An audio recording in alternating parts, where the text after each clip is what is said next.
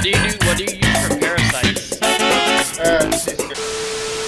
Hey guys, and welcome to the Igloo. Today we're going to be doing a little bit of Fallout 76 again. And I played the beta for a very long time yesterday because I wanted to get a very in-depth analysis for Fallout 76.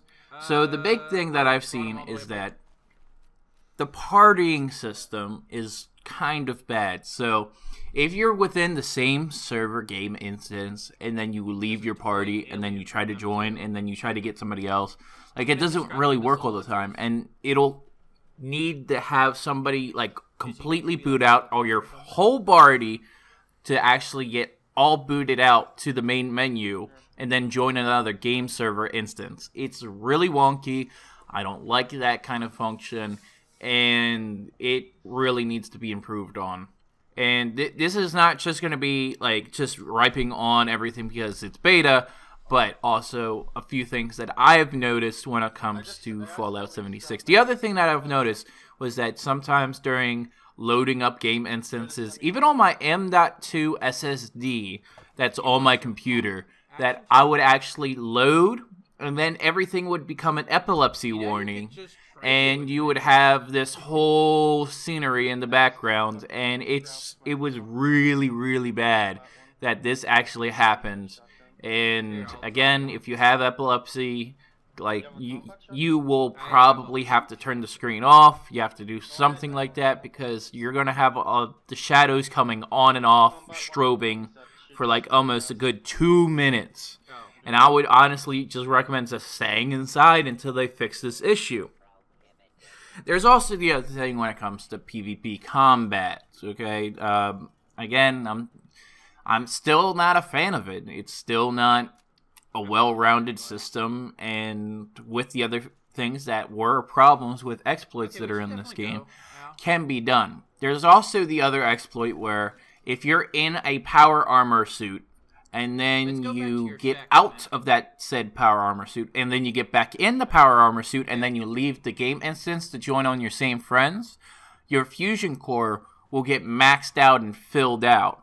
So you have a brand new fusion core in your new system, but your other ones could also be used on that kind of retrospect. So it's not really the best thing to do when it comes to doing Fallout 76, but I mean, it's going to happen, especially probably in the full release of the game. I don't think they're going to be able to fix all the issues within this time frame, but it's also one of the bigger things where you've noticed back and forth that a lot of things have traversed, have made things better in so many different ways. The other thing that I've noticed is that I just explored. I didn't just like do the main quest. I didn't do like kind of their main focus that they were trying to do with this, which is pretty much follow the overseer and see what this main quest is.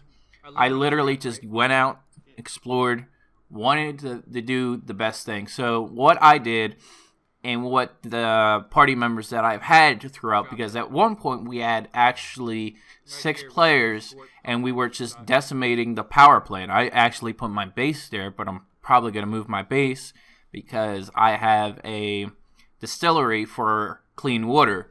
So the other things that I'm going to be noticing is that when you're going back and forth, that you are going to need to be selling things and being very productive in what you're trying to do.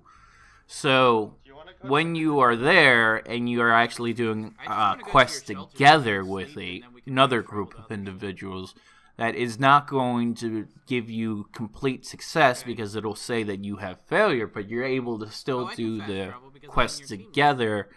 But it's not like a whole rally quest kind of system for everybody. Especially if it's the power plant, which you can just do over and over again. There's other areas where you can just spawn there over and over again. And the first time you go there, you're actually going to get the best loot there. The second time you go there, you're not going to get as good loot, especially by the loot tables are on how many times that person has did that instance. So the way that you can get around it is that you let a new person go in, and then your old party that is not in that group at that time comes in afterwards so that you can be able to get the best loot possible for that instance as soon as you get inside a place.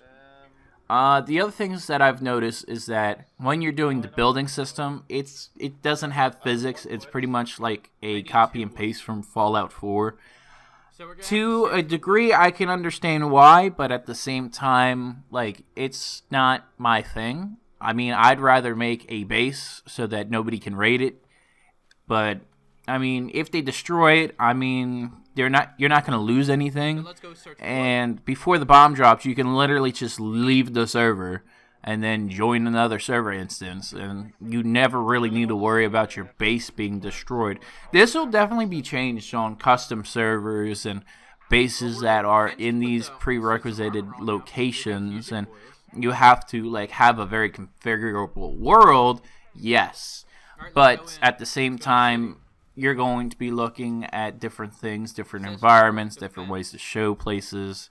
And there's going to be a lot of things that you can turn off that you can actually make it so that it can be your experience that you want. Like if you want a Rust experience, so you can enable full loot, and then you have on the map that you can't see anybody on the map, but you can actually join up and party up with people that are around the map, but you can't fast travel to them because you don't know where their bases are.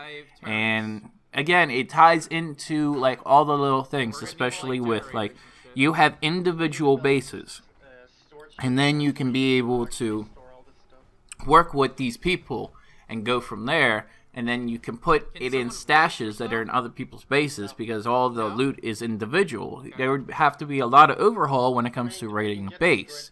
So, again, that's not how the game is designed.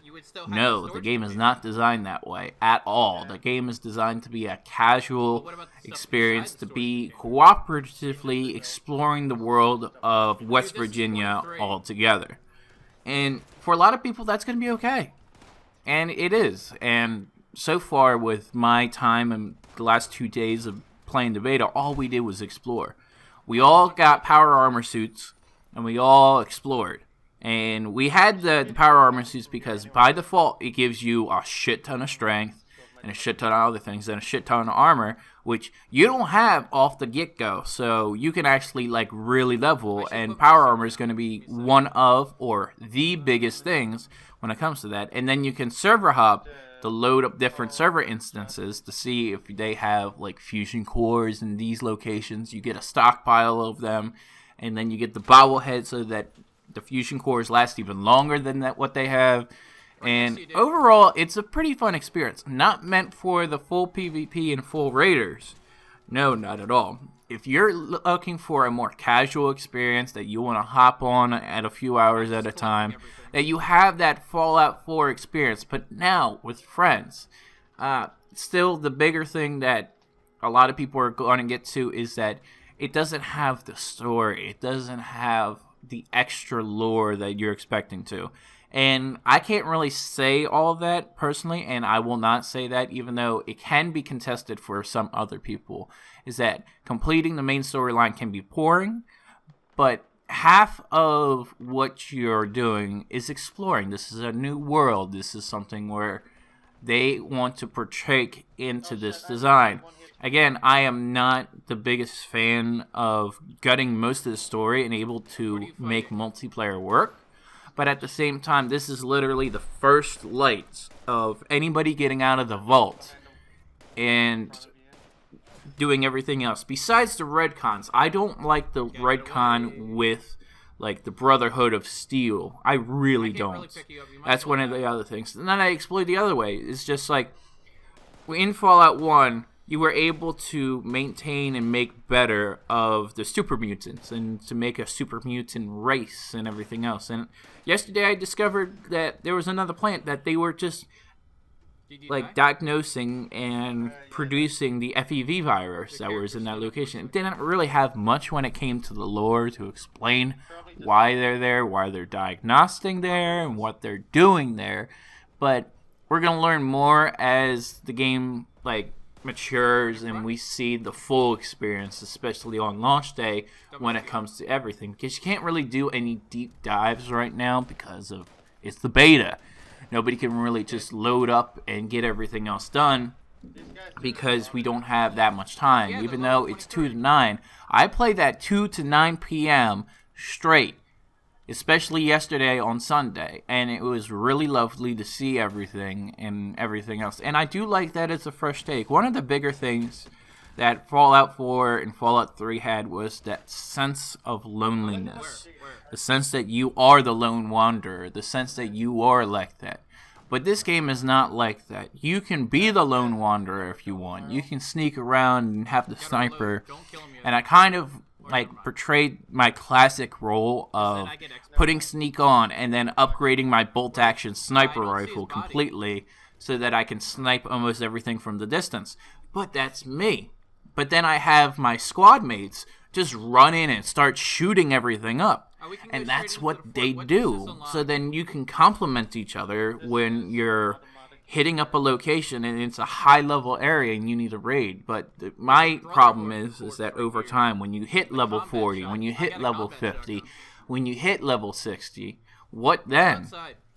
Like, honestly, what would be that principle after that point? I don't know on the staying power of the person that's going to be affected, because like right now I'm approaching level 20 and I'm level 18 in the beta right now. My level is going to carry over, and it's going to be very interesting to see that how people and interactions are when it comes to the beta. How are people going to load in different instances? Are they going to fix those instances? Are they going to make everything better when it comes to this kind of stuff? There's a lot of things that are up in the air. But overall, my experience is good. When it comes to the staying power and how long that this game's going to hold my attention, I don't know.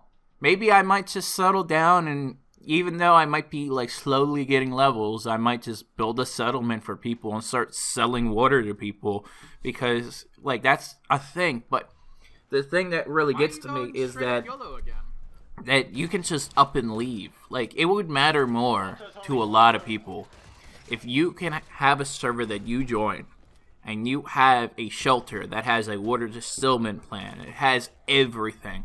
And then you just sell it to the new people, and then you can be like, this is my public domain, this is what we do, this is everything else. And then you get nuked because of raiders. But they're not going to like get you normally. And even with myself, I only have like one card for having a nuclear launch code myself. It does take a while to find all the pieces of the nuclear launch code, especially if you're not actively going to those bunkers and looking for it, because even if you don't have anything, you have like the shell of the power armor, you can do a lot for that with the shell of the power armor, and it does a lot of things to help you when it comes to it. And that's one thing that I need to see, is that the requirements for even wearing the shell of the power armor needs to be at least level 20. Like, you can't just be running around with everything else until that. And then the whole point of like, do we wipe the servers? Do we do this? Do we do that? I mean, there's a lot of things that need to be listened to, especially in a game that's like a survival game like this.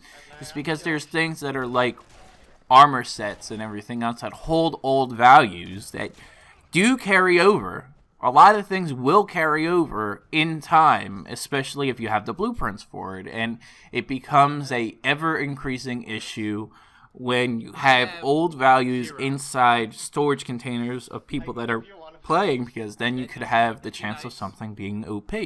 We don't know everything yet, but there's some things that are pretty overpowered already, and I already have level 40 weapons, even though I'm not even level 20, because I was able to walk into areas and kill these things that had level 40, level 50 weapons. I didn't kill the dragon yet, but don't worry, it's Skyrim and Fallout 4, well, not Fallout 4, but Fallout 76 reskin. But that's my own thing. I didn't like seeing the personal dragons flying around everywhere, because I was just like, oh, this is Skyrim. I didn't know we were playing Skyrim. But that's all my thoughts for the day. That's my impressions. And overall, I give this survival game about like a 7 out of 10. especially because of execution. The execution, it's not there completely, especially if you're basing it off of very fixed movements as Fallout has been known for. You're going to need to be more aggressive with your movements, and you can't just have a very, very, very passive PvP experience. Have a good one, guys. If you guys like this stuff, subscribe. All my links for what you can do down below. If you like to support me, I also have a Patreon down below as well. And have a good one, guys.